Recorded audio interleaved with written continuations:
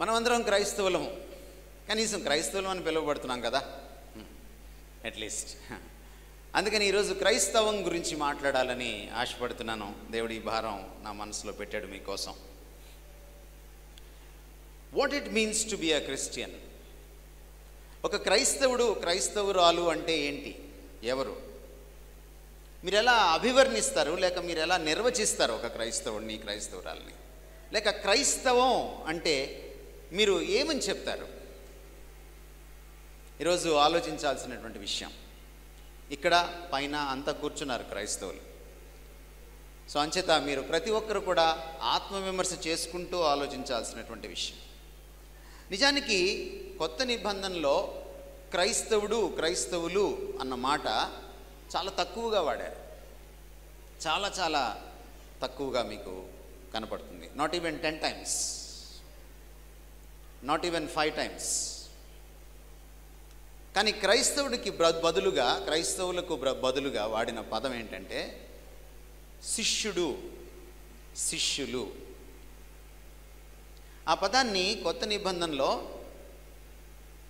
121 సార్లు వాడారు. కొత్త నిబంధనలో 121 times. నేను ఈ మెసేజ్ ప్రిపేర్ అయ్యి మార్నింగ్ 4 o'clockకి పడుకున్నాను. నేను లెక్కేసి పడుకున్నాను. 121 times. మీరు అపోస్తల కార్యాలు 11వ అధ్యాయం 26వ వచనం చదివితే యాంటియోక్ అనే ఒక సిటీలో, ఒక పట్టణంలో మొదటిసారి క్రీస్తు శిష్యులను క్రైస్తవులని లోకం పిలిచింది.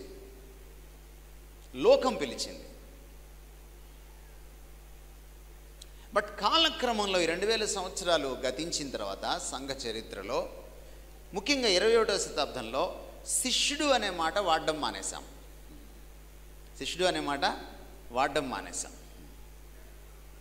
వాడడం మానేయడమే కాదు, మనకు ఇంకోటి కూడా జరిగింది. ఒక దుర్మార్గం, ఒక ఘోరం జరిగిపోయింది. దైవజనులకి శిష్యులు ఏర్పడ్డారు. ఎవరికి? మీలాంటి నాలాంటి దైవజనులకి శిష్యులు ఏర్పడ్డారు. యేసు శిష్యులు కనుమరుగైపోయారు. యేసు శిష్యులు లేరు. అందుకని మీరు క్రైస్తవం అంటే ఏమిటో తెలుసుకోవాలంటే శిష్యరికం అంటే ఏమిటో తెలుసుకోవాలి. అది చాలా ప్రాముఖ్యం. అపోస్తల కార్యాలు 11:26లో మాట మీరు తీసుకోగలిగితే, శిష్యులను మొదట అంతియొకయలో క్రైస్తవులు అని పిలిచారు. అంచేత ఈ రోజున మీ ముందుకి నేను what it means to be a Christian, క్రైస్తవుడు, క్రైస్తవురాలు, క్రైస్తవులు అంటే ఎవరు అని చెప్పడానికి నేను ఈ పదాన్ని తీసుకుంటున్నాను. శిష్యుడు అంటే ఎవరు, శిష్యురాలు అంటే ఎవరు? Number 1, I want to make it clear throughout my sermon, when I use the word disciple or sishyudu, shishya, I mean the shishya of Jesus Christ. క్రీస్తు వారి శిష్యులు. నేను ఆ పదం వాడినా వాడకపోయినా మీరు దాన్ని అర్థం చేసుకోవాలి. దాని అంతరార్థం అదే. There is no other shishya in the Christendom. క్రైస్తవంలో వేరే శిష్యులు లేరు. యేసుక్రీస్తు వారు వెళ్ళిపోయేటప్పుడు గట్టిగా ఒక మాట చెప్పి వెళ్ళారు. చాలా గట్టి మాటలు చెప్పారు ఆయన. అందులో ఒకటేమిటంటే, మీరు గురువులని పిలువబడకండి అని చెప్పి వెళ్ళారు. మీరు గురువులని పిలువబడకండి. ఎందుకు చెప్పాడు ఆ మాట? ఈరోజు చాలామంది దైవజనులు గురువుల్లా బిహేవ్ చేస్తున్నారు, గురువుల్లా ప్రవర్తిస్తున్నారు. వారి పక్కన శిష్యులే కాదు, బౌన్సర్లు కూడా ఉంటున్నారు. భజన పరులు ఉంటున్నారు, వందిమాగతులు ఉంటున్నారు, తందానాలు ఉంటున్నారు. ప్రభు చాలా స్పష్టంగా చెప్పాడు, మీరు గురువులని పిలువబడకండి. ఎందుకంటే నేనొక్కడినే గురువును. గురు శిష్య పరంపర అనేక మతాల్లో ఉంది, అనేక సంస్కృతుల్లో ఉంది. ఉదాహరణకి ప్లాటో, సోక్రటీస్, వీళ్ళకి కూడా శిష్యులు ఉన్నారు. చాలామంది కళాకారులకు శిష్యులు ఉన్నారు. మన దేశంలో గురు పరంపర విపరీతంగా ఉంది. అనేక మంది గురువులకు శిష్యులు ఉన్నారు. ఆదిశంకరాచార్యుడికి శిష్యులు ఉన్నారు. కానీ వాళ్ళ పరంపరకు, యేసుక్రీస్తు వారి శిష్య పరంపరకు తేడా ఏమిటంటే, వాళ్ళ పరంపరలో గురువు పోయాక పెద్ద శిష్యుడు గురువు అవుతాడు, సీనియర్ శిష్యుడు గురువు అవుతాడు. అప్పుడు మిగిలిన వాళ్ళు ఆయనకు శిష్యులు అవుతారు. కానీ ఇక్కడ గురు పరంపర లేదు, శిష్య పరంపర మాత్రమే ఉంది. ఇక్కడ క్రీస్తే గురువుగా ఉంటాడు. ఎందుకంటే ఆ గురువులు చచ్చిపోయారు, మళ్ళీ లేవలేదు. ఈ గురువు చనిపోయాడు, తన కోసం చనిపోలేదు, తన పాపాల నిమిత్తం చనిపోలేదు, మన కోసం చనిపోయాడు, మన పాపాల నిమిత్తం చనిపోయాడు. మన పాపము నిమిత్తమే కాదు, లోకమంతటి పాపము నిమిత్తము ఆయన ప్రాయశ్చిత్తమై ఉన్నాడు, శాంతికరమై ఉన్నాడు. 1 యోహాను పత్రిక 2:2 ప్రకారం. కనుక ఈ సజీవుడైన గురువుకి మరొక సక్సెసర్, వారసుడు గురువు లేడు. Even the so called Guru is a శిష్య టు క్రైస్ట్. గురువుగా పిలువబడుతున్న నాలాంటి వాళ్ళందరూ కూడా క్రీస్తుకు శిష్యులుగా ఉండాల్సిందే. మీరు గురువులని పిలువబడకండి. I am the one and only guru. గురువు గురించి నేను చాలా చెప్పగలను, కానీ ఇప్పుడు శిష్యుడు గురించి మన ప్రస్తుత సందేశం. శిష్యుడి దగ్గరికి వద్దాం. కాబట్టి ఇక్కడ శిష్యుడు ఎవరు అంటే, మీరు 1వ శతాబ్దంలో తీసుకున్నా, 21వ శతాబ్దంలో తీసుకున్నా, as far as Christianity is concerned, the శిష్య ఈజ్ ఎ శిష్య ఆఫ్ క్రైస్ట్. మొదటి శతాబ్దంలోనైనా 21వ శతాబ్దంలోనైనా శిష్యుడంటే, శిష్యురాలంటే క్రీస్తు శిష్యుడు, క్రీస్తు శిష్యురాలు అని మీరు మనసులో ముద్ర వేసుకోవాలి ఈ సత్యాన్ని. ఇప్పుడు మనం వాక్యంలోకి వెళ్దాం. ఎవరు శిష్యుడు మనం తెలుసుకున్నప్పుడు ఎవరు క్రైస్తవుడో మనం తెలుసుకోగలుగుతాం. ఎవరు శిష్యుడు అని మనం చూసినప్పుడు మనకి వాక్యంలో యేసుక్రీస్తు వారి మాటల్లో కూడా, సంభాషణల్లో కూడా అనేకమైన విషయాలు, లక్షణాలు, అర్హతలు మనకి కనిపిస్తాయి. ఆ కనిపిస్తున్నటువంటి లక్షణాలని మనం చూద్దాం. Number 1, the disciple of Christ trusts or puts his trust in his master. యేసుక్రీస్తు వారి శిష్యుడు, శిష్యురాలు తన గురువు గారి మీద విశ్వాసం ఉంచుతారు. తన గురువు గారిని నమ్ముకుంటారు. ఎవరా గురువు గారు? మీకు ఆల్రెడీ చెప్పాను, క్రీస్తు ఒక్కడే. క్రీస్తు శిష్యుడు, శిష్యురాలు మీరు అయితే తప్ప మీరు క్రైస్తవులు కాదు. బాప్తిస్మం తీసుకోవడానికి కానీ, బలలో చేయి వేయడానికి కానీ మీకు అర్హత లేదు, నాకు అర్హత లేదు, మరి ఏ అర్హత లేదు. అక్కడ చేయి వేసేటప్పుడు అయోగ్యంగా చేయి వేయకూడదని రాయబడింది 1 కొరింథీ పత్రిక 11వ అధ్యాయంలో. నా యోగ్యత ఏంటనే ప్రశ్న వస్తుంది. అయోగ్యంగా చేయి వేయకూడదు అన్నప్పుడు the immediate question is, the most logical question is, what is యోగ్యత?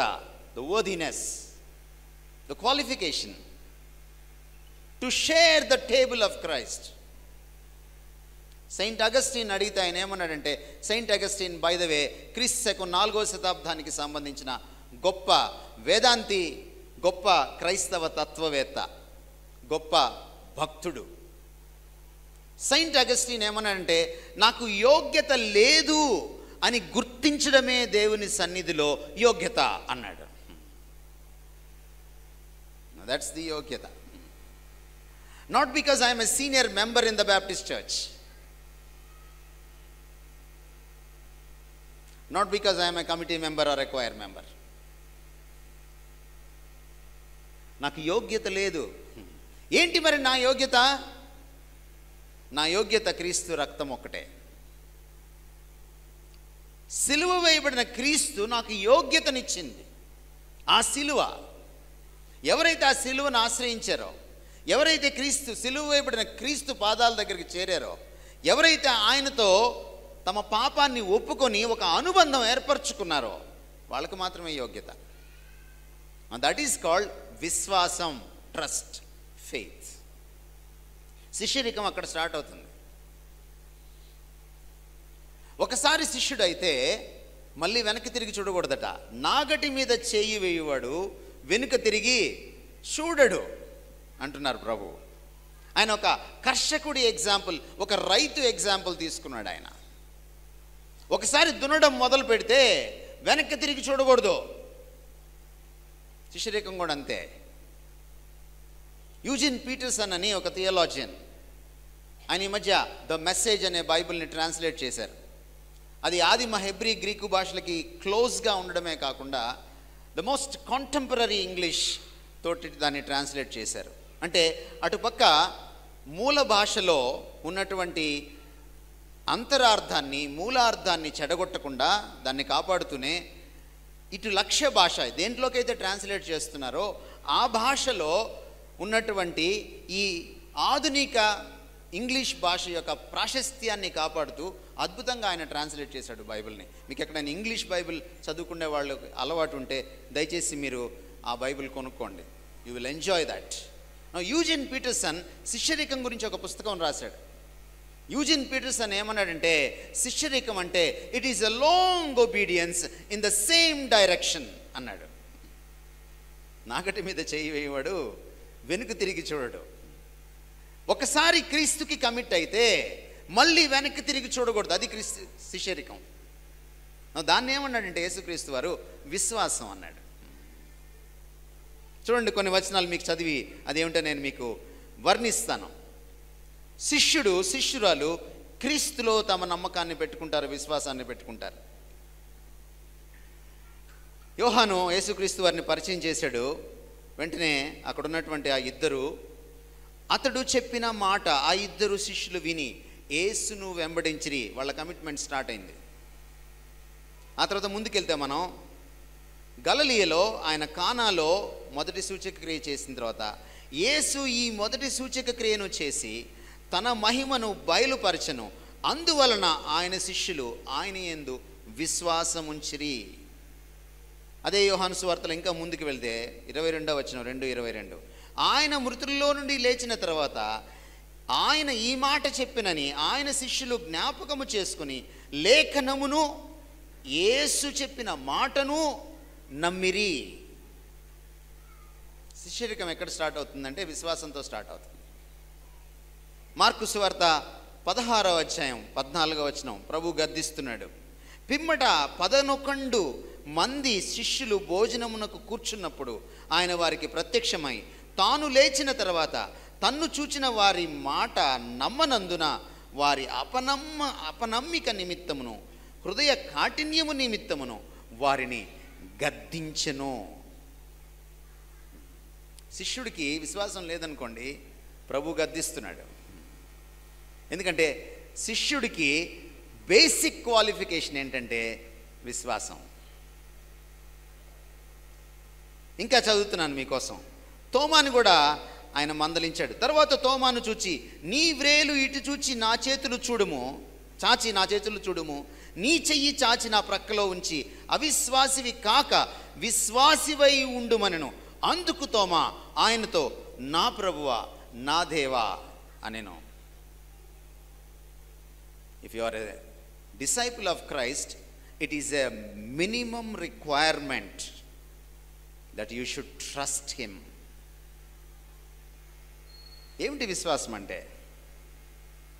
విశ్వాసం అంటే ఏంటి? మీకు తెల్ల కాగితం ఇచ్చి పెన్ ఇస్తే విశ్వాసం అంటే ఎన్ని పేజీలు రాయగలరు? విశ్వాసులు కదా.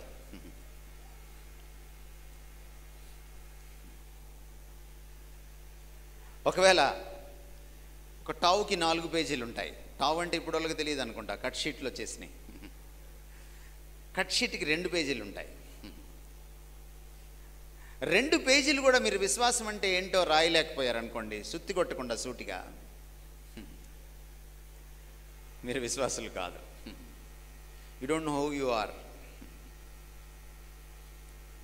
మీకు ఒక ఎగ్జాంపుల్ చూపిస్తాను. యోహాను సువార్త 2 మీరు 23, 24 చదివితే, కానా వివాహంలో ఆయన సూచక క్రియ చేశాక ఆయన యెరూషలేముకి వెళ్ళాడు. నా యెరూషలేముకి వెళ్ళాక ఆయన అనేక సూచక క్రియలు చేశారు, అద్భుతాలు చేశారు.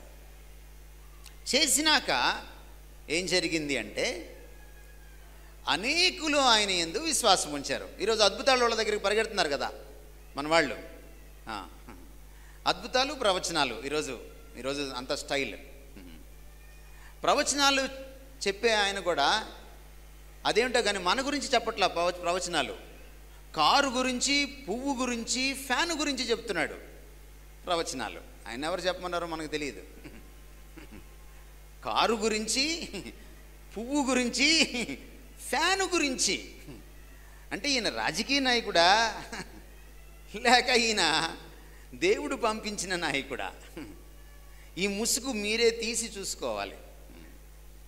ఈ ఫ్యాన్ గురించి, కారు గురించి, పువ్వు గురించి మాట్లాడే ఆయన మీ వనస్థలిపురంలో కొన్ని ఎకరాల స్థలం కొని రేపు అక్కడ చర్చి పెట్టబోతున్నాడు. జాగ్రత్త, వెళ్ళిపోయారేమో. Take care. నా ట్విస్ట్ ఏంటంటే యోహాను సువార్త 2వ అధ్యాయం 23, 24లో ఆయన అనేక అద్భుతాలు చేశాడు, అనేకులు ఆయన్ని విశ్వసించారు, కానీ యేసు ప్రభు వాళ్ళ విశ్వాసాన్ని అంగీకరించలా. That's the twist of the story. మీరు చూసుకోండి కావాలంటే బైబిల్ తెరిచి. You know why? అక్కడ రాయబడిన మాట అంటే ఆయన హృదయములను ఎరిగినవాడు, ఎవడు మనుషుని గురించి ఆయనకు సాక్ష్యం ఇయ్యనక్కర్లేదు. 24వ వచనం. ఎందుకు ఆయన యాక్సెప్ట్ చేయలేదు? Because faith is not emotional. Faith is a commitment. Commitment in the same direction. It is a long commitment in the same direction. వెనక్కి తిరిగి చూడడానికి వీల్లేదు. మన భక్తి గ్రాఫ్ ఎలా ఉంటుంది? మన కమిట్మెంట్ గ్రాఫ్ ఎలా ఉంటుంది? ఇలా వెళ్తుంటుంది. ఆదివారం ఇలా వెళ్తుంది కదా. అది కూడా ఆదివారం ఉదయం, సాయంత్రం కాదు. మళ్ళీ ఇలా వెళ్తుంటుంది, లెంట్లో పైకి వస్తుంది కదా. తర్వాత వెంట అయిపోతుంది. ఆ భక్తి అంతా బయటికి వెళ్ళిపోతుంది, ఎగ్జాస్ట్ ఫ్యాన్ తీసుకెళ్ళిపోయినట్టు. The Lent, after Lent your pity will be went out. ఆ తర్వాత గుడ్ ఫ్రైడే, ఈస్టర్ వస్తుంది, మళ్ళీ పైకి వెళ్తుంది. ఆ తర్వాత 31వ తారీఖు రాత్రి వస్తుంది, డిసెంబర్. అప్పుడైతే లెంపలేసుకోవడాలు, ఏడుపులు, కన్నీళ్ళు, ప్రమాణాలు, భాషలు, ఒట్లు.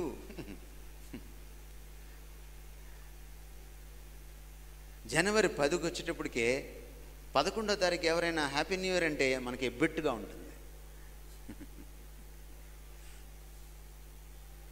యేసు ప్రభు కోరుకుంటున్న విశ్వాసి వాడు కాదు.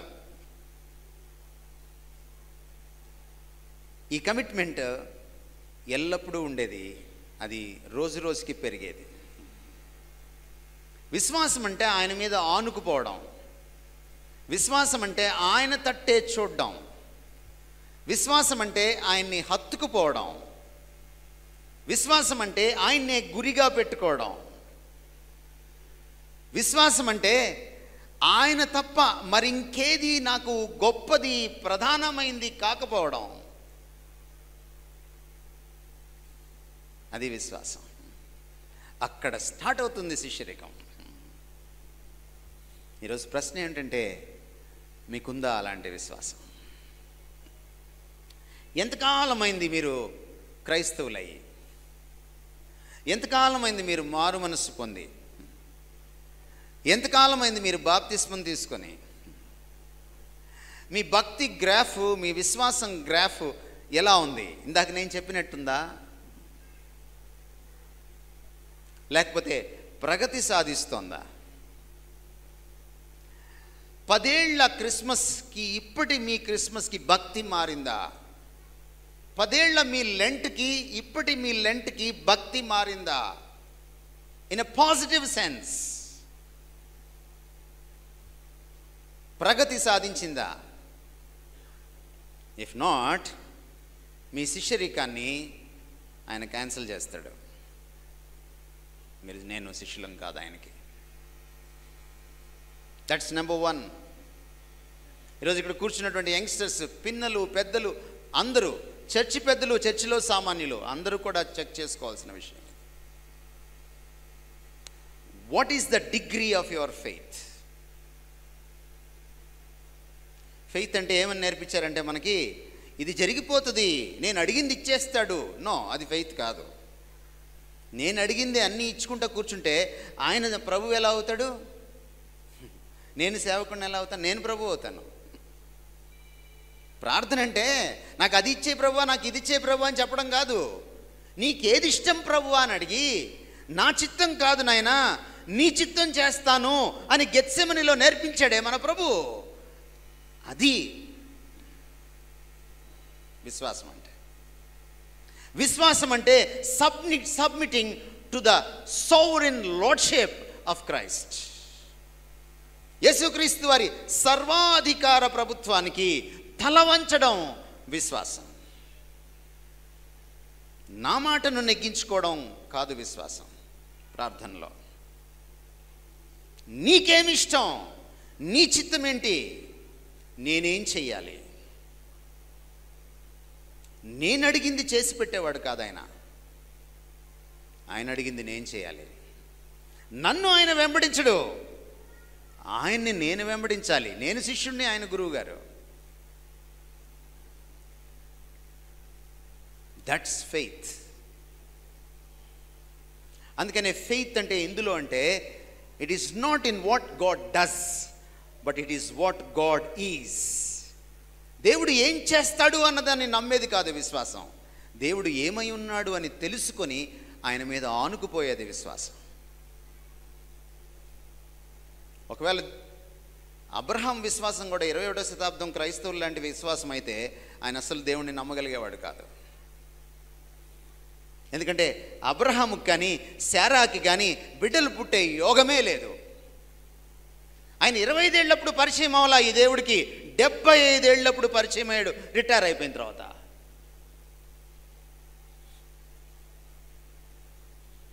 But what made Abraham to trust God? It is the character of God, not what God does in his life. అప్పటికి ఈ దేవుడు అబ్రహాంకి పరిచయం లేదు. ఏదో చేసి పెట్టాడు, అబ్బా మొన్న చేశాడు కదా ఈరోజు కూడా చేస్తాడని నమ్మడానికి. అబ్రహాం దేన్ని నమ్మాడంటే దేవుని క్యారెక్టర్ని నమ్మాడు. దేవుడు ఏం చేశాడో నమ్మలా, దేవుడు ఎవరో నమ్మాడు. Do you know your God? 24 గంటలు ఆయన సన్నిధికి వెళ్ళి నాకు అది చేసి పెట్టు, ఇది చేసి పెట్టు, ఇది చేసి పెట్టు. వాళ్ళు విశ్వాసులు కాదు. వాళ్ళు అద్భుతాల కోసం వచ్చిన వాళ్ళే తప్ప వాళ్ళు అద్భుతకరుడి కోసం వచ్చిన వాళ్ళు కాదు. శిష్యుడు గురువు ఏమిస్తాడో తీసుకోడు, దానికోసం చూడు గురువు ఎవరో ఆయనలాగా అవ్వాలనుకుంటాడు. నేను వస్తాను ఆ పాయింట్కి తర్వాత. శిష్యుడికి గురువు ఇచ్చే గిఫ్ట్ కంటే గురువు ఇంపార్టెంట్. ఆ విశ్వాసం ఎంతమంది ఉంది ఈ సంఘంలో? నెంబర్ 2, శిష్యుడికి ఉండేటువంటి రెండవ అర్హత లక్షణం ఏమిటంటే, the disciple of Christ loves his master. Not only trust his master but loves his master. తన గురువు గారి పైన నమ్మకం మాత్రమే ఉంచుకోడు, తన గురువు గారి పైన అతనికి వల్లమాలిన ప్రేమ. యేసుక్రీస్తు వారు ఇందాక మీరు చదివినటువంటి వాక్య భాగంలో చెప్తున్నాడు. ఆయన ఏమంటున్నాడు? ఎవడైనను నా యొద్దకు వచ్చి తన తండ్రిని, తల్లిని, భార్యను, పిల్లలను, అన్నదమ్ములను, అక్క చెల్లెలను, మీరు కలుపుకోవచ్చు బాయ్ ఫ్రెండ్ని, గర్ల్ ఫ్రెండ్ని, మీరు ఇంకా కలుపుకోవచ్చు చర్చిలో పదవిని, మీరు ఇంకా కలుపుకోవచ్చు కేసీఆర్ గారి క్యాబినెట్లో మంత్రి పదవిని కూడా, క్రిస్టియన్ కార్పొరేషన్ చైర్మన్ ఇచ్చినా సరే, ఇప్పుడు మీరు చదవచ్చు, తన ప్రాణమును సహా ద్వేషింపకుంటే వాడు నా శిష్యుడు కానేరడు. Is he promoting hatred? ఈ క్రీస్తు ద్వేషాన్ని ప్రమోట్ చేస్తున్నాడా? నో. మీరు ప్యారలల్గా ఇంకో ప్యాసేజ్ ఉంది, మత్తయి సువార్త 10:37 మీకోసం చదువుతున్నాను. తండ్రినైనను తల్లినైనను నాకంటే ఎక్కువగా ప్రేమించువాడు నాకు పాత్రుడు కాడు. కుమార్తెనైనను కుమారుడినైనను నాకంటే ఎక్కువగా ప్రేమించువాడు నాకు పాత్రుడు కాదు. ఇక్కడ ద్వేషం అంటే అర్థం ఏంటంటే నాకంటే ఎక్కువగా ప్రేమించడం అని అర్థం అన్నమాట. ఎంతమందికి ఉంది ఈ అర్హత? కన్న తల్లి కంటే ఎక్కువ ప్రేమించడం. మీరు అనొచ్చు, మా కన్న తల్లి కంటే ఎక్కువ ఎట్లా ప్రేమిస్తాను అంటే, నువ్వు ఎవరైనా అమ్మాయిని ప్రేమించినప్పుడు ఏం చేస్తావు? మన ఎవరో పెట్టారు ఫేస్బుక్లో, కని పెంచి ఇన్ని లక్షలు తగలేసి చదివించి డాక్టర్ని చేసి ఇంజనీర్ని చేసిన తర్వాత ఎవడో ప్రేమలేఖ రాస్తే ఓ పూవిస్తే వాడితో వెళ్ళిపోవడం న్యాయమేనా అని ఆస్ట్రేలియా నుంచి పాపం ఒక తండ్రి వేదనగా రాశాడు. ఎంతమంది న్యాయం అంటారు అని పాపం ఫేస్బుక్లో పెట్టాడు.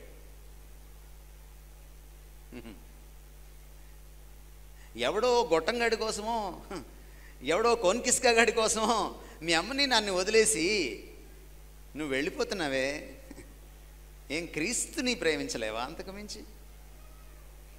Is he not worthier than, far worthier than your girl friend and boy friend, your lover?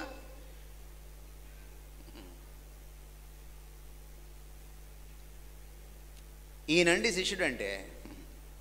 శిష్యుడు అంటే ఎవరంటే ఈ ప్రపంచంలో దేనికన్నా ఎవరికన్నా చివరికి తనకన్నా ఎక్కువగా దేవుణ్ణి ప్రేమించేవాడే శిష్యుడు. అతడే క్రైస్తవుడు, క్రైస్తవురాలు. నీకు ముందే చెప్పాను, శిష్యుడు ఈజ్ ఈక్వల్ టు క్రైస్తవుడు, శిష్యురాలు ఈజ్ ఈక్వల్ టు క్రైస్తవురాలు. కమాన్, చెక్ చేసుకోండి మీరు క్రైస్తవులా కాదా. మేబీ మీరు బ్యాప్టిస్టులు అయి ఉండొచ్చు, అందులో మీకు 100 మార్కులు పడవచ్చు. బట్ మీరు క్రైస్తవులు, శిష్యులు అన్నప్పుడు 100 మార్కులు పడతాయో లేదో మీరు చూసుకోండి. That's important, because every Baptist cannot be a Christian.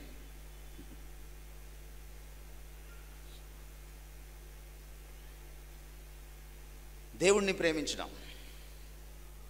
నేను నా 20లో ఉన్నప్పుడు, ఎందుకంటే నేను నా 14వ ఏట మార్మన్స్ పొందాను. ఆ తర్వాత లోకంలో కలిసిపోయి మళ్ళీ ప్రభు దగ్గరికి వచ్చాను 20వ ఏట. మేబీ ఒక 6 or 7 years I was with the world. నేను నా 20వ ఏటలో ఉన్నప్పుడు నాకు ప్రశ్న వచ్చింది, నన్ను ఎక్కువగా ప్రేమించాలంటాడేంటి దేవుడు, నన్ను మాత్రమే ప్రేమించాలంటాడేంటి దేవుడు? What a God he is. Is he a sadist? మా అమ్మ కంటే ఎక్కువ ఈయన్ని ప్రేమించమంటాడేంటి? ఎవరైనా అసలు? అదిగాక పూర్ణతత్వంతో ప్రేమించమంటాడు. నా దగ్గర ఏం ఉంచుకోకూడదు అంటాడు. What is this God? తల బాదుకున్నాను నేను. Then God answered my prayers. ఎందుకంటే హీఈస్ వర్ది. ఈ ఆజ్ఞ ఇచ్చినప్పుడు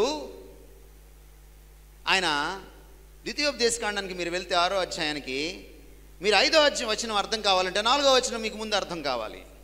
4వ వచనంలో ఏమన్నాడంటే, ఇశ్రాయేలు అంటే నా ప్రజలారా వినండి, మీ దేవుడైన యెహోవా అద్వితీయుడైన యెహోవా దేవుడు.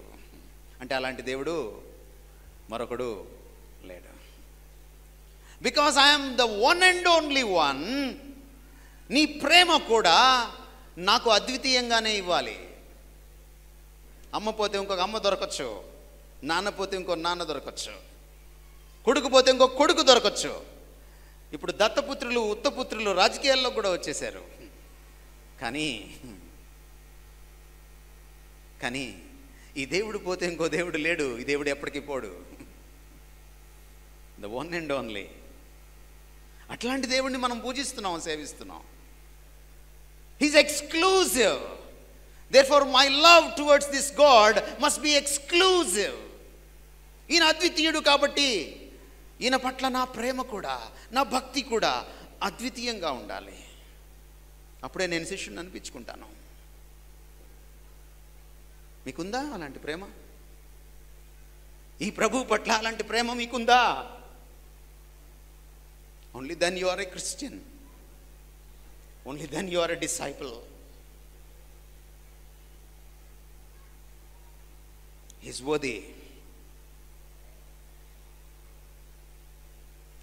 ఆయన అర్హుడు, ఆయన మాత్రమే అర్హుడు అని తెలిసిన తర్వాత కూడా మనం పాపం చేస్తే మన కోసం వచ్చి తన సమస్తాన్ని మనకి ఇచ్చి వేసుకున్నవాడు.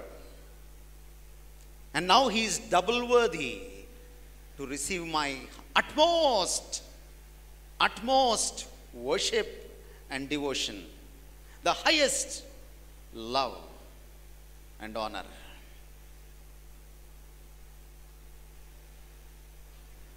ఈరోజు మనం ఆత్మ పరీక్ష చేసుకోవాలి. మనం అలాంటి శిష్యులమా కాదా?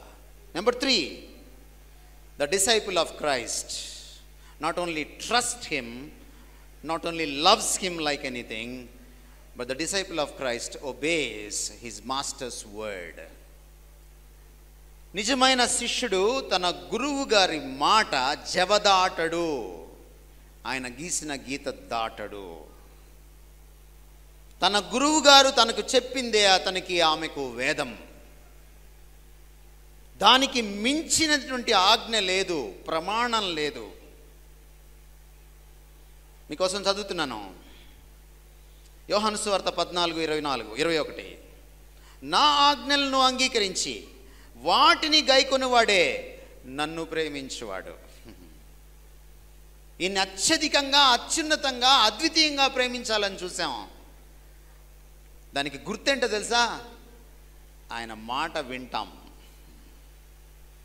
నా ఆజ్ఞలను అంగీకరించి యాక్సెప్ట్ చేసి వాటిని పాటించేవాడు, ప్రాక్టీస్ చేసేవాడు, దానికి విధేయత చూపేవాడు నన్ను ప్రేమించేవాడు. నీ obedience is the litmus test, is an acid test for your love for God. మీరు ప్రభువుని ఎంత ప్రేమిస్తున్నారు అన్నదానికి అగ్ని పరీక్ష ఏమిటంటే మీరు ఆయనకి ఎంత విధేయత చూపిస్తున్నారు అన్నది. నాకు తెలిసి ఈ కాంగ్రిగేషన్లో పైనుంచి కింద దాకా తీసుకుంటే, అంటే బాల్కనీ నుంచి ఈ ఫ్లోర్లో కూర్చున్న వాళ్ళ దగ్గర తీసుకుంటే చాలామంది ఈ పుస్తకాన్ని చదవరు. మీ ఎదుట, ఈ సమాజం ఎదుట ఈరోజు నేను సాక్ష్యం చెప్తున్నాను దేవుని సమక్షంలో. ఇది చదవని వాడికి క్రైస్తవుడిగా బతికే అర్హత లేదు. క్రైస్తవుడిగా వాడికి పుట్టగతులు ఉండవు. Let me tell you this. ఎందుకంటే మీ గురువు గారి మాట ఇందులో ఉంది. కొత్త నిబంధన రాయకముందు ఆయన ఈ మాట చెప్పాడు. లేఖనములలో జీవముందని మీరు చెబుతారు కదా, వెళ్ళి లేఖనాలు చదవండి, అందులో నేను దొరుకుతాను. లేఖనములు నా గురించి సాక్ష్యం ఇస్తున్నాయి. Right from Genesis to revolution, Christ, Christ, Christ. In every book of all the 66 books, Christ is revealed and portrayed. ఆదికాండం నుంచి ప్రకటన గ్రంథం వరకు ఆమూలాగ్రంగా ప్రతి పుస్తకంలో క్రీస్తే ప్రస్ఫుటమయ్యాడు. మీకు తెలుసా ఆ క్రీస్తు? Have you read this Bible enough? లేకపోతే ఎప్పుడో రాసిన ఈ పుస్తకం నాకెందుకు పనికి వస్తుందని అనుకుంటున్నారా? If you don't know this book, you don't know Christ.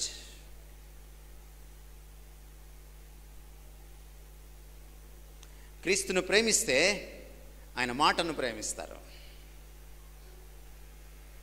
మీకు బాగా ఇష్టమైన వాళ్ళ మాట మీరు వింటారా? మనకు అప్పుడప్పుడు ఎవడి మాట విండండి, వాళ్ళ అమ్మ చెప్తే వింటాడండి, ఎవడి మాట విండండి, పలానా ఆయన చెప్తే వింటాడండి అని మీరు ఎప్పుడప్పుడు వింటుంటారు. ఎందుకు? ఎవరిని ప్రేమిస్తామో వాళ్ళ మాట వింటాం. మీరు మీ అమ్మని ప్రేమించారో లేదో ఎలా తెలిసిపోతుంది? ఇలాగే తెలిసిపోతుంది. మదర్స్ డే అప్పుడు ఐ లవ్ యూ మమ్మీ అని ఒక పువ్వు ఇస్తే అది చెవులో పువ్వు పెట్టినట్టు. 364 రోజులు అమ్మని ప్రేమించకుండా, అమ్మ మాట వినకుండా, మదర్స్ డే రోజు మాత్రం ఆమెకు ఒక పువ్వు ఇచ్చావనుకో, ఐ లవ్ యూ చెప్పావనుకో, చెవులో పువ్వు పెట్టినట్టే. ఎంతమంది క్రైస్తవులు ఉన్నారు ఇలాగా? ఈ మధ్య క్రిస్టియానిటీ డే అని కూడా చేస్తున్నారు. పాపం ఒక్కరోజు జీవిస్తారేమో క్రీస్తు కోసం, నాకు తెలీదు.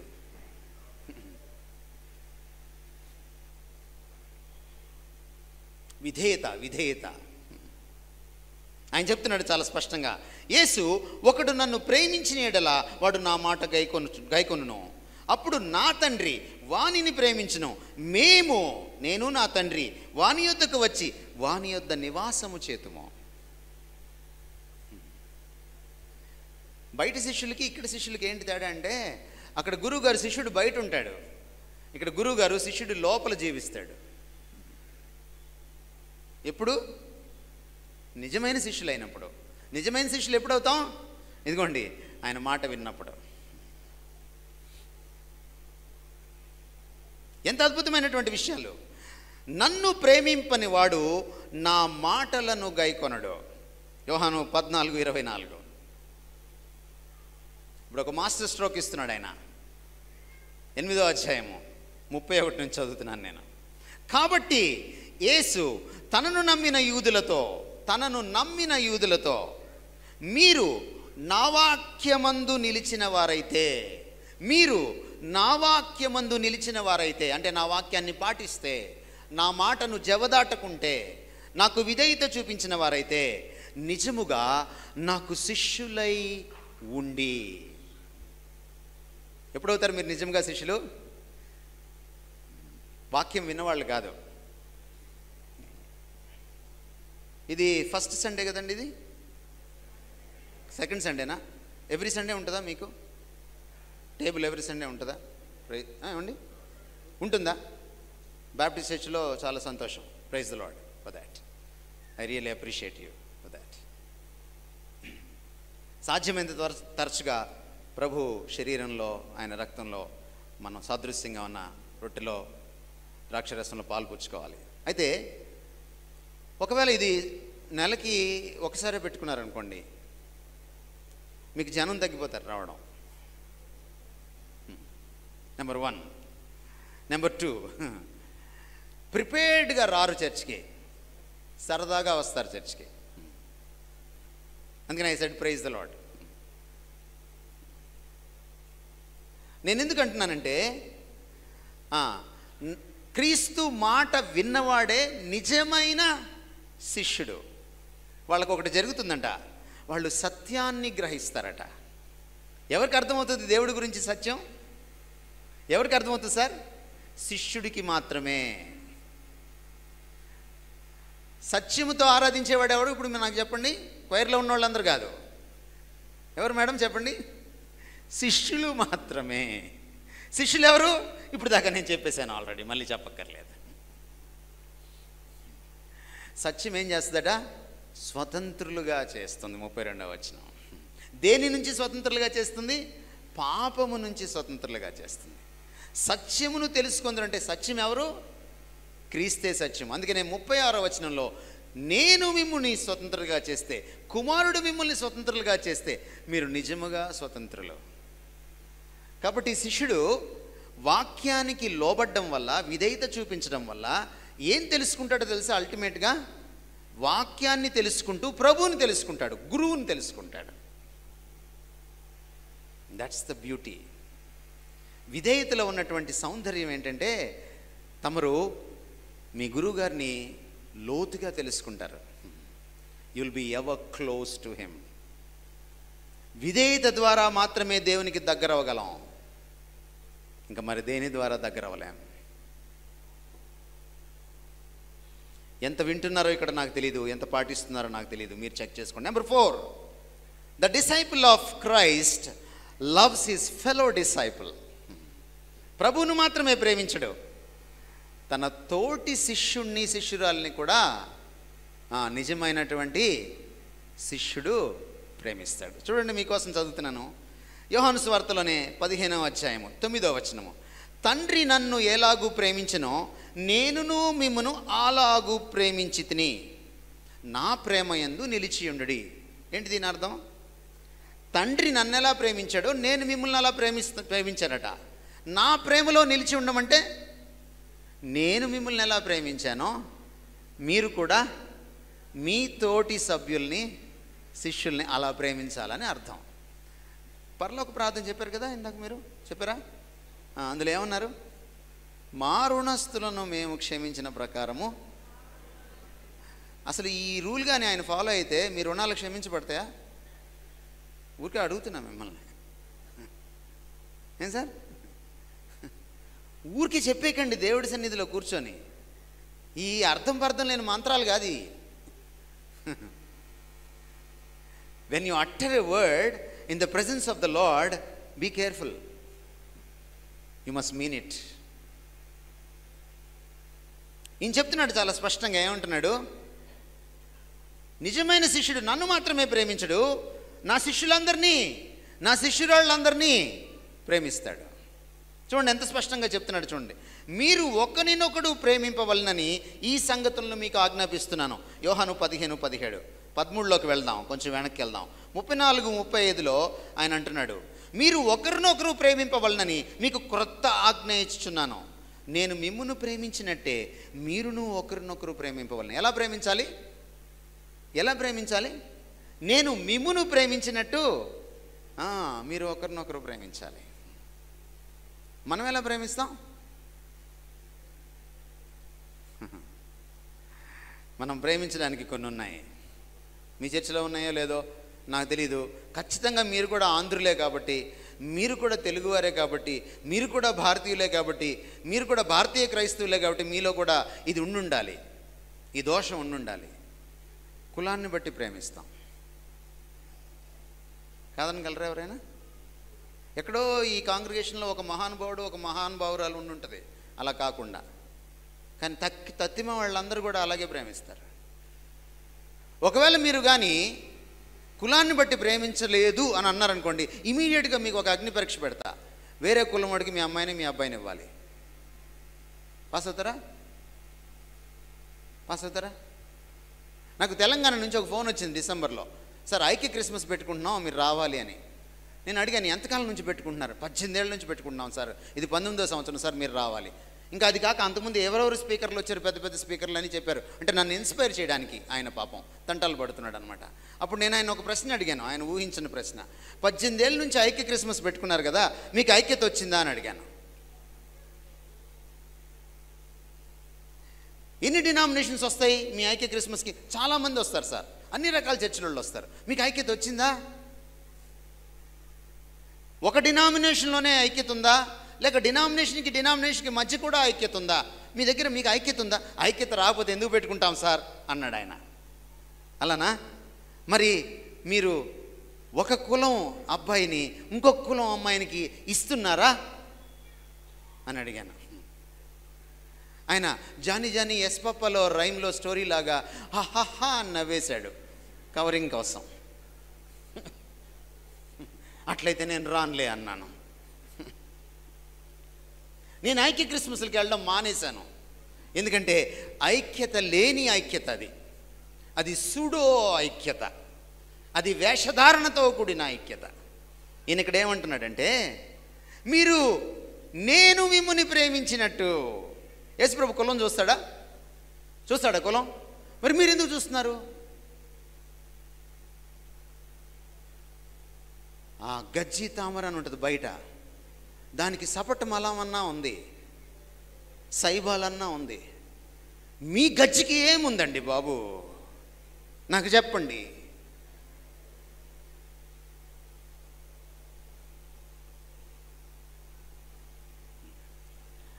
మీరు శిష్యులా?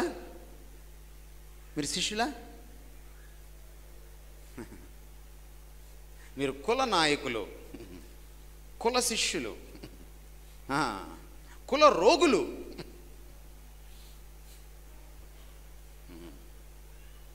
కుల క్యాన్సర్తో బాధపడుతున్నారు, కుల కుష్టుతో బాధపడుతున్నారు. ఆయన అంటున్నాడు, మీరు శిష్యులైతే నేను ప్రేమించినట్టు మీరు ఒకరినొకరు ప్రేమిస్తారు. ఇక్కడ కులం అడ్డు రాదు. ఇంకొక అద్భుతమైన మాట అన్నాడు, మీరు ఒకని ఎడల ఒకడు ప్రేమ కలవారైన ఎడల దీన్ని బట్టి మీరు నా శిష్యులని అందరూ తెలుసుకుంటారంట వనస్థలిపురంలో. వనస్థలిపురంలో మీరు యేసుక్రీస్తు శిష్యులని ఎలా తెలుస్తుందట? మీరు కులానికి మించి ప్రేమించాలి. అది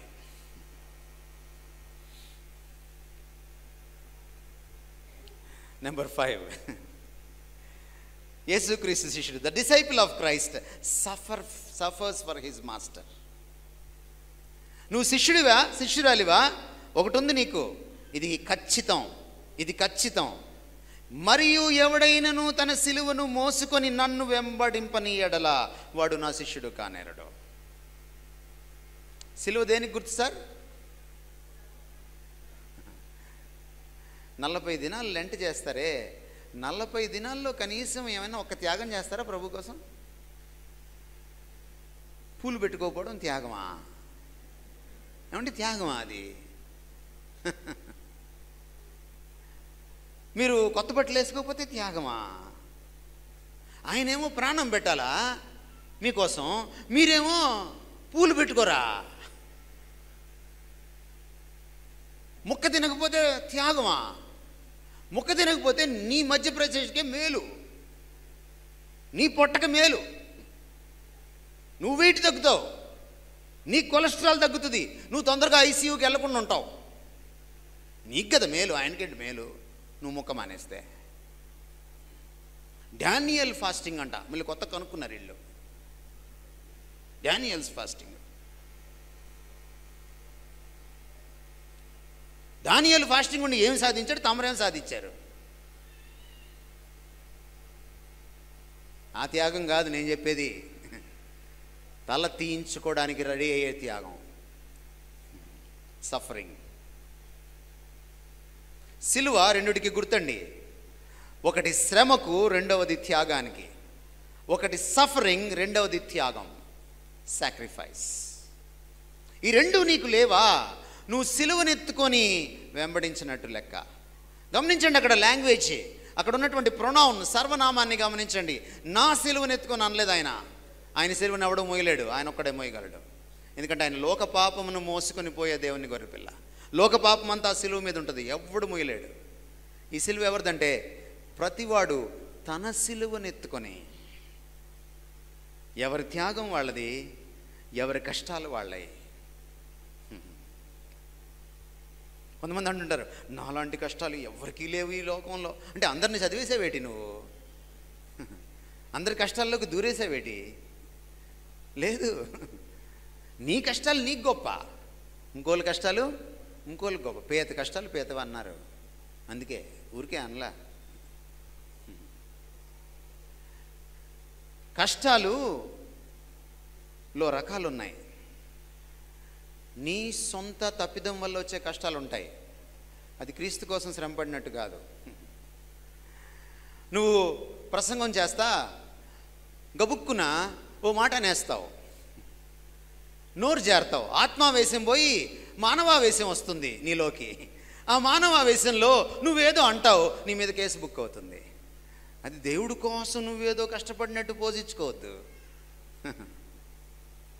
నువ్వెవరినో ఒక మతోన్మాదిని తిడతావు, నీ మీద కేసు బుక్ అవుతుంది. ఆయన అందుకే పాముల వలె వివేకంగా కూడా ఉండండి, పావురముల వలె మీరు నిష్కపటంగా మాత్రమే కాదని చెప్పాడు. ఆ కష్టాల గురించి మాట్లాడట్లా నేను. క్రీస్తు కోసం నువ్వు నిలబడ్డప్పుడు, నీతి కోసం నువ్వు నిలబడ్డప్పుడు కష్టాలు. ఒకవేళ మీరు గవర్నమెంట్ ఆఫీసర్ అయితే, ఇక్కడ చాలామంది గవర్నమెంట్ ఆఫీస్ నుంచి రిటైర్ అయిన వాళ్ళు రాత్రి పరిచయం అయ్యారు నాకు. మీరు బల్ల కింద చేతులు పెట్టను అని నిర్ణయించుకున్నారనుకోండి, అంటే లంచము తీసుకోనని నిర్ణయించుకున్నారనుకోండి, మీ కష్టాలు మొదలవుతాయి. అది క్రీస్తు కోసం కష్టాలంటే. మమ్మీ నేను కులం చూడను అని అన్నాడు అనుకోండి ఒక అబ్బాయి వాళ్ళ అమ్మతోటి, కష్టాలు మొదలవుతాయి. డాడీ నేను కట్నం తీసుకోను అన్నాడు అనుకోండి ఒక అబ్బాయి, కష్టాలు మొదలవుతాయి. అది క్రీస్తు కోసం కష్టాలంటే. సంఘంలో పెద్దలే తప్పు చేస్తున్నారు అనుకోండి, ఒక ఆయన తమ్ముడు నువ్వు ఇలా చేయడం కరెక్ట్ కాదు, అన్న నువ్వు ఇలా చేయడం కరెక్ట్ కాదు అని పక్క తీసుకెళ్ళి చెప్పినా కష్టాలు మొదలవుతాయి. క్రీస్తు కోసం కష్టాలంటే అది. Are you ready? క్రీస్తు కోసం కష్టపడేటప్పుడు నా అహాన్ని చంపుకోవాలి, నా పరువుని చంపుకోవాలి, నా ప్రతిష్టను చంపుకోవాలి, అపార్థానికి సిద్ధపడాలి, అపనిందకు సిద్ధపడాలి. Are you ready? అప్పుడే తమరు డిసైపుల్, అప్పుడే తమరు డిసైపుల్. మీరు వాచ్ చూసుకుంటున్నారని నాకు తెలుసు, అందుకని నేను క్లబ్ చేసి మాట్లాడుతున్నాను, తగ్గించి మాట్లాడుతున్నాను. దేవుని సన్నిధిలో ఎక్కువసేపు కూర్చోవడానికి ఇష్టపడేవాడు ధన్యుడు. టీవీ ముందు, ఫేస్బుక్లో, వాట్సాప్లో, ఫోన్లో, పేపర్లో తలదూచి ఎక్కువసేపు కూర్చొని టైం తెలియకుండా ఉన్నవాడు ధన్యుడు కానేరడు. మీరు పలావు వండుతారు అని అంటే మధ్యాహ్నం ఎంతసేపు అయినా వెయిట్ చేస్తారు, కానీ ఇక్కడ నుంచి పలావు పెడతామంటే మీరు అస్సలు వెయిట్ చేయరు. మీరు చాలా గొప్పవాళ్ళు. Hats off to you. ఆయన అంటున్నాడు మత్తయి సువార్త 10:39, తన ప్రాణము దక్కించుకున్నవాడు దానిని పోగొట్టుకొనును. చూడండి, మన కరోనాలో నిజమైపోయింది ఇది. తన ప్రాణమును దక్కించుకున్నవాడు దాన్ని పోగొట్టుకున్నాం. కానీ ఇక్కడ ఒక ట్విస్ట్ ఉంది, ఒక పారాడాక్స్ ఉంది, ఒక వైరుధ్యం ఉంది. కానీ నా నిమిత్తము తన ప్రాణమును పోగొట్టుకున్నవాడు దాన్ని దక్కించుకొనును. దట్స్ డిసైపుల్షిప్ అని ఇంకా అంటున్నాడు. ఆ ప్రకారమే మీలో తనకు కలిగినదంతయు విడిచిపెట్టని వాడు నా శిష్యుడు కానేరడు. ఈరోజు ప్రబోధం ఏంటండి? దేవుడి దగ్గరికి రా, ఆయనకి 10,000 ఇవ్వు, నీకు 1,00,000 ఇస్తాడు. ఆయనకి 1,00,000 ఇవ్వు, నీకు 10 లక్షలు ఇస్తాడు. ఆయన హుండీలో డబ్బులై నీ ఇంట్లో అంతా డబ్బులు డబ్బులు డబ్బులు డబ్బులు. నువ్వేంటి పాత స్కూటర్లో తిరుగుతున్నావా? వచ్చి కూకట్పల్లిలో డబ్బులై నువ్వు BMW తిరుగుతావు. ఎవరు ఈ దేవుడు? ఈ దేవుడు రాజాది రాజు, కింగ్ ఆఫ్ కింగ్స్. ఈ దేవుడి శిష్యుడు కూడా కింగే. నువ్వు కింగ్ కాదు. నువ్వు కింగ్ అవడానికి టైం ఉంది ఇంకా.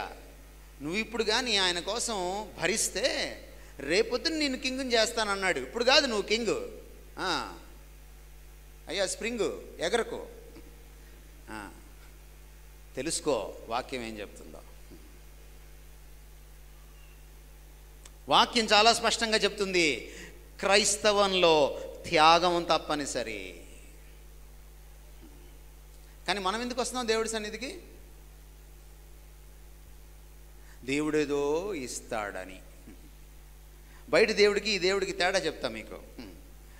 బయట దేవుళ్ళు ఒక ఒప్పందం చేసుకుంటారు భక్తుడితో. భక్తుడు కూడా దేవుడితో ఒక ఒప్పందం చేసుకుంటాడు.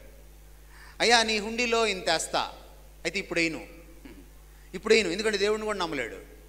ముందేడు, ముందు మొక్కుకుంటాడు. నీ హుండీలో ఇంత వేస్తా, ఎప్పుడంటే నాకు అది చేసి పెట్టాలి నువ్వు.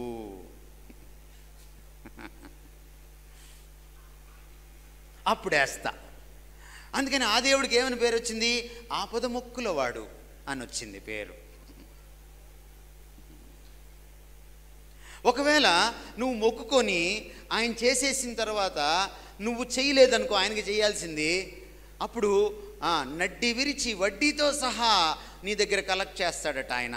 అందుకని ఆయనకు ఇంకో పేరు వచ్చింది, వడ్డీ కాసుల వాడు అని పేరు వచ్చింది.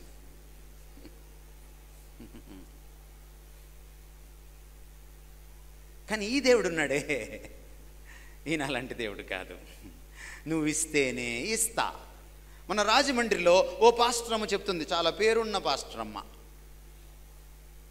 ఆమె చెప్తుంది, మనం దేవుడికి ఇస్తేనే మనకు ఆయన ఇస్తాడు. మీరు బ్లెస్ అవ్వాలనుకుంటున్నారా? ఆయనకి ఇవ్వండి. మరి పేదవాడి సంగతి ఏంటి?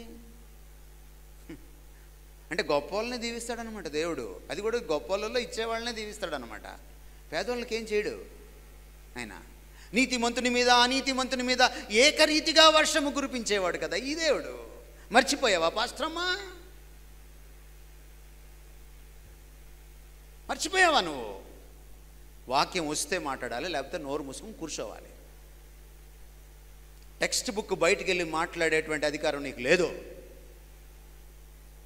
నేను చెప్తున్నాడు, నా నిమిత్తము తనకు కలిగినదంతయు విడిచిపెట్టేవాడు, దానికి సిద్ధపడేవాడు నా శిష్యుడు. ఈరోజు పాస్టర్లు ఏం చెప్తున్నారంటే, అందరూ కాదు, కొందరున్నారు, వాళ్ళు ఎక్కువ గోల్ చేస్తున్నారు. ఈ మంచోళ్ళు ఏమో కాముగా కూర్చొని ఉన్నారు. అది ప్రాబ్లం. దేశం ఎందుకు చెడిపోయిందంటే చెడ్డోళ్ళని బట్టి కాదట, మంచోళ్ళు నోటి మీద ఏరేసుకుని నోటంట. అది ప్రాబ్లం. ఈ బ్యాచ్ ఉందే, ఈ గోల్ చేసే బ్యాచ్, వీళ్ళు చెప్తున్నారనమాట. అది కూడా దేవుడికి ఇవ్వడం అంటే అర్థం ఏంటో తెలుసా?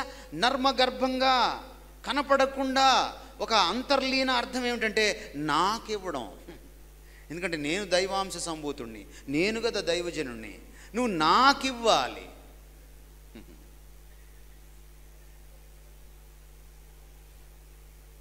ఈ దేవుడి దగ్గరికి వచ్చి ఏమిస్తావు ప్రభు అని నువ్వు అడగడానికి వీల్లేదు. ఎందుకో తెలుసా? ఈయన నీకు ఇవ్వాల్సిందంతా ఇచ్చేశాడు, ప్రాణం కూడా ఇచ్చేశాడు. నీకోసం తన దేవత్వాన్ని విడిచిపెట్టకూడని భాగ్యం అని ఎంచుకోలేదు. నీకోసం జనన మరణాలు లేనివాడు జనన మరణాల్లోకి వచ్చాడు. నీకోసం పాపం ఎరుగనివాడు, పాపాన్ని కన్నులతో కూడా చూడలేనంత నిష్కలంకమైన కన్నులు కలిగిన వాడు నీ పాపాన్ని నా పాపాన్ని తన మీద వేసుకున్నాడు. There is no God like this. There is no God like this. ఇంకేం అడుగుతావు ఆయన్ని? జోబులు ఖాళీ అయ్యాక, ఆయనే ఖాళీ అయిపోయాక ఇంకేం అడుగుతావు నువ్వు ఆయన్ని? తను రిక్తునిగా చేసుకునేను. నీకు సమస్తాన్ని ఇచ్చేసుకున్నాడు ఆయన. ఇప్పుడు అడుగుతున్నాడు ఆయన, నా కోసం ప్రాణమైనా ఇవ్వగలవా? ఆయనకు అధికారం ఉంది అడగడానికి, ఆయనకు అర్హత ఉంది అడగడానికి. ఆయనకు మాత్రమే అధికారం, అర్హత ఉంది అడగడానికి. Are you ready for a sacrifice? మిమ్మల్ని అందరినీ పేదవాళ్ళని చేసేస్తానని క్రీస్తు అడగట్లేదు. But if the point comes, if that requirement comes, నువ్వు రెడీనా దేన్నైనా వదిలిపెట్టడానికి క్రీస్తు కోసం? Only then you are a Christian, you are a disciple. Let me close. శిష్యుడు ఉండే ఆఖరి లక్షణం, ఈరోజు వరకు మనం మాట్లాడుకున్న దాంట్లో శిష్యుడికి ఉండవలసిన, శిష్యురాలకు ఉండాల్సిన ఆఖరి లక్షణం, the disciple of Christ imitates his master. శిష్యురాలు ఎలా ఉంటారు? తన గురువు గారిలాగా ఉండాలి. తన గురువు గారిని ఇమిటేట్ చేయాలి. చూడండి ఈ మాటలు ఎంత చక్కగా చెప్తున్నారు యేసుక్రీస్తు వారు. మత్తయి సువార్త 10:25. మత్తయి 10:25. శిష్యుడు తన బోధకుని వలె, అంటే తన గురువు వలెను, దాసుడు తన యజమానుని వలెను ఉండిన చాలును. ఆయన నీ దగ్గర నుంచి కోరుకుంటున్న క్రైస్తవం అదే, శిష్యరికం అదే. మీరు నాలాగా ఉంటే చాలు, నన్ను ఇమిటేట్ చేయాలి. లూకా 6:40. శిష్యుడు తన బోధకుని కంటే అధికుడు కాడు, సిద్ధుడైన ప్రతి శిష్యుడు తన బోధకుని వలె ఉండును. నువ్వు శిష్యరికంలో సిద్ధత్వం సంపాదించావా, మెచ్యూరిటీ సంపాదించావా, పరాకాష్ఠకు వచ్చావా, నువ్వు ఆయనలాగా మారాలి. ఎన్ని ఆదివారాల నుంచి సంఘానికి వస్తున్నావు? యూట్యూబ్లో ఎన్ని ప్రసంగాలు విన్నావు? ఇక్కడ ఎన్ని ప్రసంగాలు విన్నావు? ఎన్నిసార్లు ఆరాధించావు? నువ్వు నీ గురువు గారిలాగా మారావా? అదే ప్రశ్న ఈ రోజున. కొద్దిగైనా మారావా? బొత్తిగా మారలేదా? Then you are not a Christian, you are not a disciple.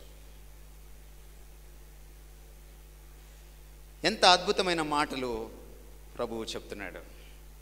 So శిష్యుడికి ఉండేటువంటి ఈ లక్షణాలు, ఈ అర్హతలు మనము పునికి పుచ్చుకున్న నాడు మనము నిజమైనటువంటి క్రైస్తవులం అవుతాం. గమనించండి, శిష్యులుగా ఉండడమే క్రైస్తవులుగా ఉండడం. ఒక చర్చిలో మెంబర్గా ఉండడం క్రైస్తవులుగా ఉండడం కాదు. బాప్తిస్మం తీసుకోవడం క్రైస్తవులు అవడం కాదు. బలలో చేయి వేయడం క్రైస్తవులు అవడం కాదు. చర్చిలో పెద్దలు అవడం క్రైస్తవులు అవడం కాదు. కొన్ని ఏళ్ల తరబడి చర్చికి రావడం క్రైస్తవులు అవడం కాదు. క్రైస్తవ కుటుంబంలో పుట్టడం క్రైస్తవులు అవడం కాదు. ప్రతిరోజు ప్రార్థన చేయడం, క్రైస్తవ పాటలు పాడడం క్రైస్తవులు అవడం కాదు. ఇది క్రైస్తవులు అవడం అంటే. నువ్వు శిష్యుడివా, శిష్యురాలివా, కమాన్, యు ఆర్ ఎ క్రిస్టియన్. ఈ అర్హతలు, ఈ క్వాలిఫికేషన్స్, ఈ కనీస అర్హతలు మీ దగ్గర లేవా? Then you are not a Christian. ఇదే మిక్కిలి అనుకూల సమయం, ఇదే రక్షణ దినం. నా ఈ క్షణంలోనే మీరు తలలు వంచి ప్రార్థన చేసి మీరు ఆయన శిష్యులు కాగలరు. It's possible. ఇప్పుడు దాకా మీరు అలా అవ్వకపోతే, ఒకవేళ అటువంటి భ్రమలో మీరుంటే, ఈ క్షణమే మీరు తలలు వంచి మౌనంగా ప్రభుని అడగచ్చు. ప్రభువా, I want to be a true disciple, a true Christian. Change me Lord. నన్ను క్షమించు, నీ రక్తంతో నన్ను కడుగు, నా హృదయంలోకి రా, నన్ను మార్చు. ఎవరైతే పూర్తిగా ఆయనకి అప్పగించేసుకుంటారో వాళ్ళని ఆయన మారుస్తాడు, మరొకరిని ఆయన మార్చడు. అది ఆయన పద్ధతి కాదు. ఆయన బలవంతంగా జుట్టుపట్టి ఎవరిని మార్చడు. చిన్న ప్రార్థన చేస్తాను, మీ మనసులో ప్రార్థన చేసుకుంటూ ఉండండి. మా ప్రేమ కలిగిన తండ్రి, నీ నిజమైన శిష్యులుగా మేము ఉండడానికి మాకు కృప చూపించండి. ఈ యొక్క వాక్యం మా హృదయాల్లో భద్రం చేసుకుని, అపవాది ఎత్తుకుపోకుండా లౌకిక ఆశలు, ధనాపేక్ష, వ్యామోహాలు ఎత్తుకుపోకుండా భద్రం చేసుకోవడానికి కృప చూపించండి. నీ ఆత్మ కార్యసిద్ధికి, నీ ఆత్మ ఫలింప చేయడానికి మమ్మల్ని అప్పగించుకుంటూ, నీ కృప కలిగిన హస్తాల్లో మేము బలహీనమని ఒప్పుకొని, మేము నీలాగా బ్రతకడానికి, నువ్వు ఆశించిన రీతిగా బ్రతకడానికి, నిజమైన శిష్యులుగా ఉండడానికి, మాకు ఆశ ఉన్నా దాన్ని ఆచరించలేని అశక్తతలో ఉన్న మాకు సహాయం చేయమని నీ వైపు చూస్తూ యేసుక్రీస్తు వారి పేట వేడుకుంటున్నాము తండ్రి.